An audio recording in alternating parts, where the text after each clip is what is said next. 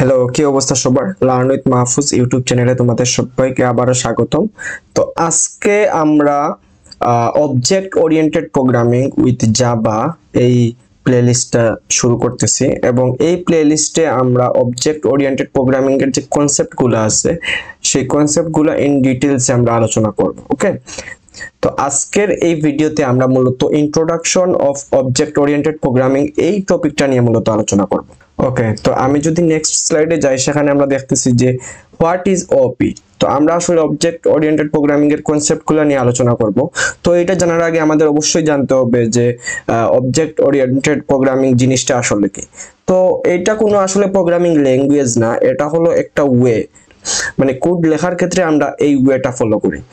বা কিছু language object oriented programming support করে, এই ওয়েটাকে সাপোর্ট করে, কিছু ল্যাঙ্গুয়েজ সাপোর্ট করে না। ওকে, যেমন সি ল্যাঙ্গুয়েজের কথা যদি বলি, সি ল্যাঙ্গুয়েজ ওপি সাপোর্ট করে না, এটা একটা structured language, structured programming language, যেটাকে মূলত সি প্রোগ্রামিং বলা হয়। তো এটা মূলত ওপি সাপোর্ট করে না। বাট আমরা যদি সি প্লাস প্লাস এর দিকে খেয়াল করি, তাহলে দেখবো যে C plus plus object oriented programming support করে।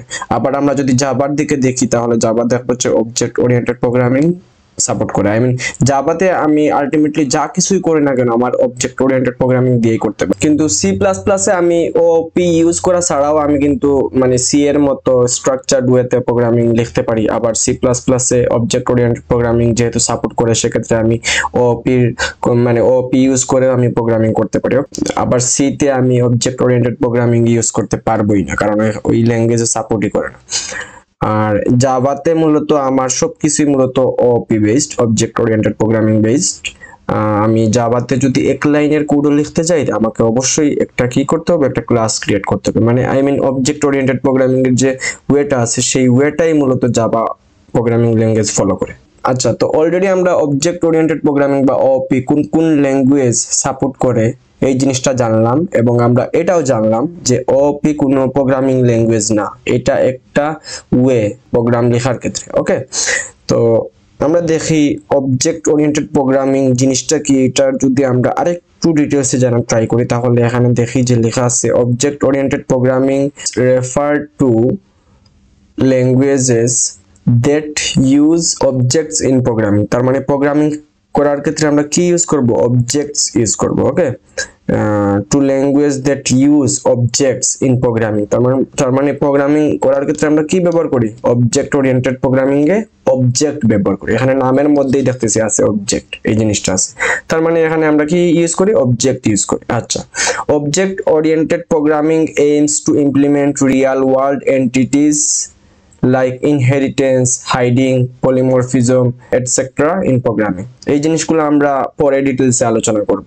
তো অবজেক্ট ওরিয়েন্টেড প্রোগ্রামিং ইউজ করে আমরা খুব সহজেই রিয়েল ওয়ার্ল্ড যে কোনো কেসকে আমরা প্রোগ্রামিং এর সাহায্যে ইমপ্লিমেন্ট করে দিতে পারি। ওকে, আচ্ছা, আর অবজেক্ট ওরিয়েন্টেড প্রোগ্রামিং এ মূলত কি করা হয়, অবজেক্ট ইউজ করে প্রোগ্রামিং করা হয়, অবজেক্টকে ইউজ করে। আমরা সব কিছুই মূলত কি করব, একটা অবজেক্ট হিসেবে আমরা মানে ট্রিট করব অবজেক্ট ওরিয়েন্টেড প্রোগ্রামিং কে।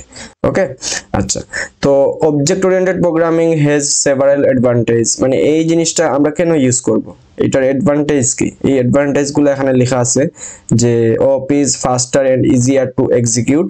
এই জিনিসটা আমরা খুব ইজিলি, খুব সহজে এক্সিকিউট করতে পারি। আচ্ছা, তারপর OP provides a clear structure for the programs। মানে অবজেক্ট ওরিয়েন্টেড প্রোগ্রামিং যে জিনিসটা করে সেটা হলো একটা সুন্দর, মানে একটা ক্লিয়ার স্ট্রাকচার আমাকে দিয়ে দিবে, ওই ক্লিয়ার স্ট্রাকচারকে ফলো করে আমরা প্রোগ্রাম করতে পারি।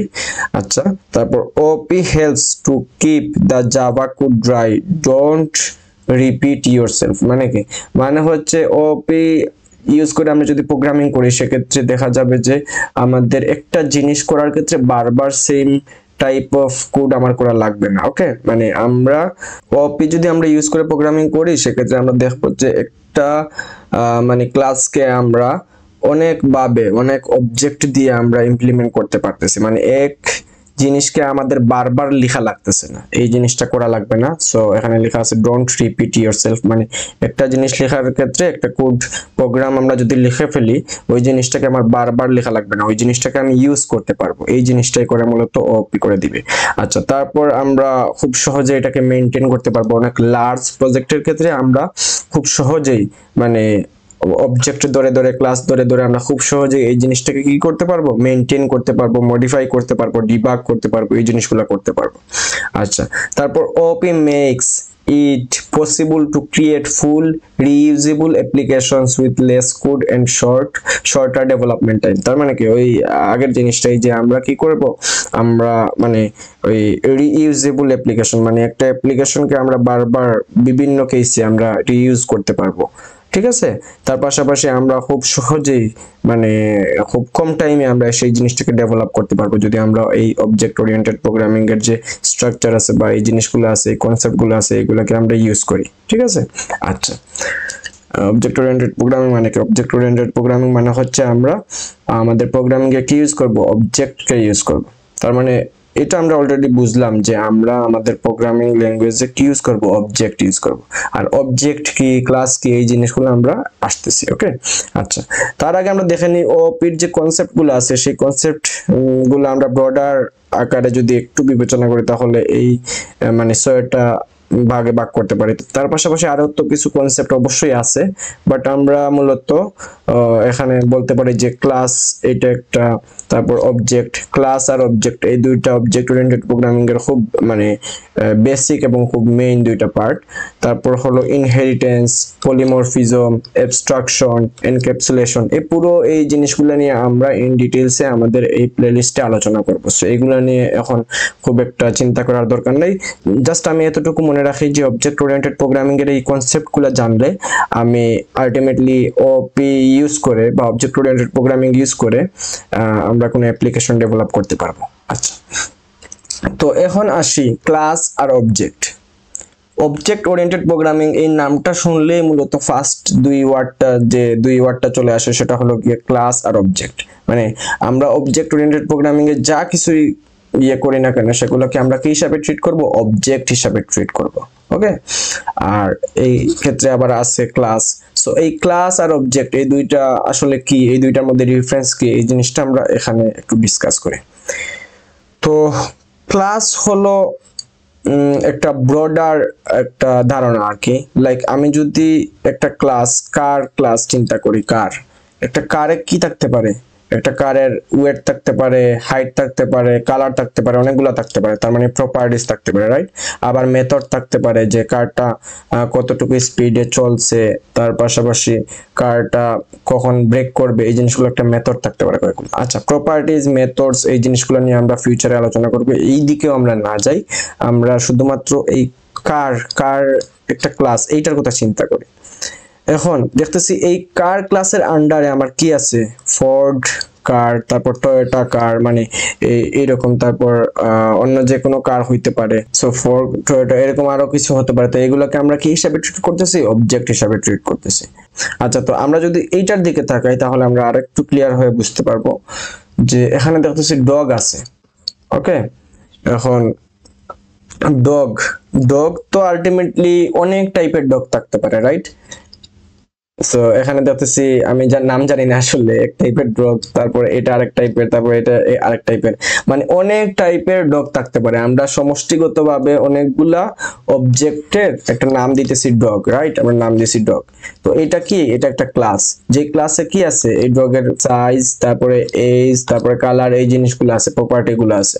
তারপর মেথড ইট, স্লিপ, সিট, মানে বসে আছে নাকি শুয়ে আছে, তারপর দৌড়াচ্ছে নাকি, তারপর খাচ্ছে নাকি, এই জিনিসগুলো আমরা জানতে পারি, রাইট।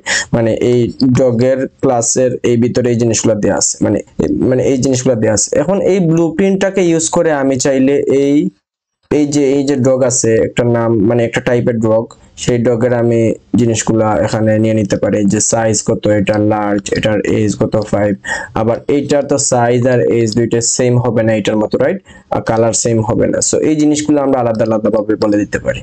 সো এটাকে আমরা বলতেছি একটা ক্লাস, মানে এটা একটা ক্লাস, ডগ একটা ক্লাস এবং সেই ক্লাসের আন্ডারে আমি বলতেছি এটা একটা অবজেক্ট, এটা একটা অবজেক্ট, এটা একটা অবজেক্ট। যেই অবজেক্টগুলো মূলত এই ক্লাস মানে ক্লাস কি করে একটা ব্লুপ্রিন্ট দিয়ে দেয় বা একটা টেমপ্লেট, যে টেমপ্লেটকে ইউজ করে আমরা এই অবজেক্টকে আমরা কি করব, এই অবজেক্টকে আমরা অবজেক্টের প্রপার্টিগুলো অবজেক্টের মেথডগুলো আমরা লিখব। মানে এই আমি যদি এই ক্লাসের একটা অবজেক্ট বানাই সেক্ষেত্রে এই অবজেক্টের ক্ষেত্রে আমার এই ক্লাসের যে প্রপার্টিগুলো আছে সেগুলো আমি ইউজ করতে পারি, এখানে যে মেথডগুলো আছে সেগুলো আমি ইউজ করতে পারি। ওকে, আচ্ছা। তার পাশাপাশি আমি যদি আরেকটু বলি, আমি এখানে একটু দেখাই যে সাপোজ আমি যদি পার্সনের কথা চিন্তা করি, পার্সন আমি যদি পার্সনকে একটা ক্লাস বলি, তো এই ক্লাসে কি কি থাকতে পারে, একজন পার্সনের নাম থাকতে পারে, রাইট? আচ্ছা, তারপর এজ থাকতে পারে, রাইট? আচ্ছা, তারপর কি থাকতে পারে, তারপর থাকতে পারে যে ন্যাশনালিটি থাকতে পারে, আর অনেক কিছু থাকতে পারে। সাপোজ আমি ধরলাম এই তিনটা জিনিস আছে। তো এখন আমি যদি সাপোজ একজন পার্সনের অবজেক্ট বানাই, সাপোজ আমি নাম দিলাম হচ্ছে অবজেক্ট 1, সেক্ষেত্রে আমি সেই পার্সনের কি দিতে পারি, আমি ওই পার্সনের বা ওই ক্লাসের অবজেক্ট বানাইছি দেখে আমি এই ক্লাসের এই যে জিনিস পত্রগুলো আছে, এই যে আমার যে মানে অ্যাট্রিবিউট গুলো আছে সেগুলো আমি ইউজ করতে পারি। আমি বলতে পারি সেক্ষেত্রে আমার এই পার্সনের নাম কি, নাম সাপোজ আমি দিলাম হচ্ছে মাহফুজ। আচ্ছা, তারপর এজ কি সেটা বলতে পারি, সাপোজ দিলাম হচ্ছে 18। তারপর হচ্ছে ন্যাশনালিটি কি সেটাও বলতে পারি, সাপোজ দিলাম হচ্ছে বিডি। সো এই জিনিসগুলো আমি বলতে পারি। সাপোজ আমি এই পার্সনকে ইউজ করে এই পার্সন ক্লাসের আরেকটা অবজেক্ট বানাইলাম অবজেক্ট 2 নামের, সো আমি সিম্পলি সেই অবজেক্ট 2 এর নাম দিতে পারি, সাপোজ দিলাম হচ্ছে হাসান দিলাম। ওকে, আচ্ছা, তারপর হচ্ছে এজ দিলাম সাপোজ হচ্ছে 11, তারপর ন্যাশনালিটি দিলাম হচ্ছে সাপোজ ইন্ডিয়া। ওকে, সো এই জিনিসগুলো করতে পারি আমি। মানে এই ক্লাসকে একটা টেমপ্লেট দিয়ে দিচ্ছে আমাকে, যে আমি যদি এই ক্লাসকে ইউজ করে আমি যদি অবজেক্ট বানাই তাহলে আমি এইটা ইউজ করতে পারবো, এটা ইউজ করতে পারবো, এটা ইউজ করতে পারবো, বা এই ইনফরমেশনগুলো আমি রাখতে পারবো। একটা টেমপ্লেট দিয়ে দিচ্ছে বা একটা ব্লুপ্রিন্ট দিয়ে দিচ্ছে। তো এই ব্লুপ্রিন্ট বা এই টেমপ্লেটের উপর বেস করে আমরা কি করছি, অবজেক্ট বানাচ্ছি, রাইট? অবজেক্ট বানাচ্ছি। তো সাপোজ আমি যদি আরেকটা ক্লাস আমি যদি সাপোজ কার ক্লাস বানাই, সেক্ষেত্রে সেই কার ক্লাসে যে প্রপার্টিগুলো থাকবে, আমার তো অবশ্যই পার্সন ক্লাসে সেম প্রপার্টি থাকবে না, কারণ মানুষের বা পার্সনের বিহেভিয়ার বা মানে প্রপার্টি বা মেথড যেইগুলাই বলে না কেন সব জিনিসগুলো ডিফারেন্ট কারের থেকে, রাইট? সো কারের জিনিসপত্র আলাদা থাকবে এবং সেই কারকে ইউজ করে আমি যদি অবজেক্ট বানাই তাহলে সেই কারের যে জিনিসগুলো আছে মানে প্রপার্টি আছে, মেথড আছে, সেই জিনিসগুলো আমি সেই অবজেক্টে ইউজ করতে পারবো। তার মানে ক্লাস আমার কি করে দিচ্ছে, ক্লাস আমার একটা টেমপ্লেট বা একটা ব্লুপ্রিন্ট যেটাকে আমরা ইউজ করে অবজেক্ট বানাই এবং সেই অবজেক্টে আমরা সেই জিনিসগুলোকে কি করি, ইউজ করি।